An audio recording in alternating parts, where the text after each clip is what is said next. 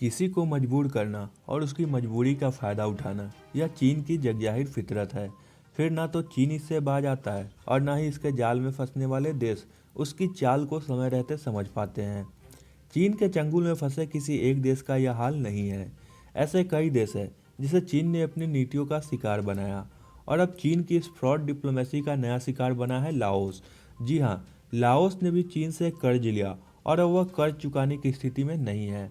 तो ऐसे में अब चीन ने उसे उसका पावर ग्रिड छीन लिया है।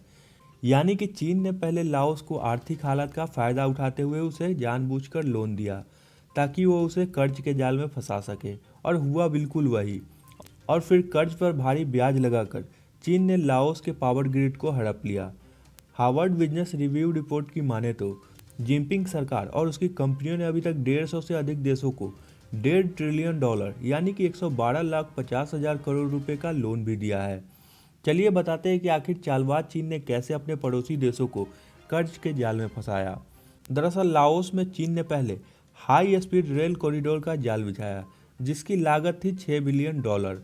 लेकिन मौजूदा वक्त यानी कोरोना काल में लाओस को विदेशी मुद्रा भंडार $1 बिलियन से नीचे पहुंच गया, और ऐसे में चीन ने उसका फायदा उठाते हुए लाओस पर लोन चुकाने के लिए दबाव बनाया।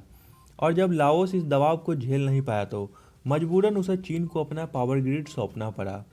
हाल की कुछ रिपोर्ट से भी पता चला है कि लाओस चीन की महत्वाकांक्षी योजनाएं बेल्ट एंड रोड इनिशिएटिव का नया शिकार है, क्योंकि इस हाई स्पीड रेल प्रोजेक्ट की कुल लागत का 60% हिस्सा export import bank of China ने दिया है और 40% हिस्सा चीन की 3 सरकारी कंपनियों का साझा उद्यम ने दिया है। यही से चीन ने लाओस को लालच में फंसाया और लाओस को जब तक समझ आता तब तक चीन ने खेल कर दिया। लाओस पहला देश नहीं है जो चीन की कर्ज की जाल की नीति में फंसा है।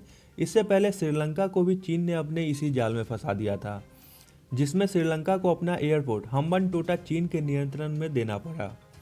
फिलहाल ऐसे कई आंकड़े हैं जिन्होंने चीन की इस चाल की पोल खोली और दुनिया के सामने उसके सच को उजागर किया।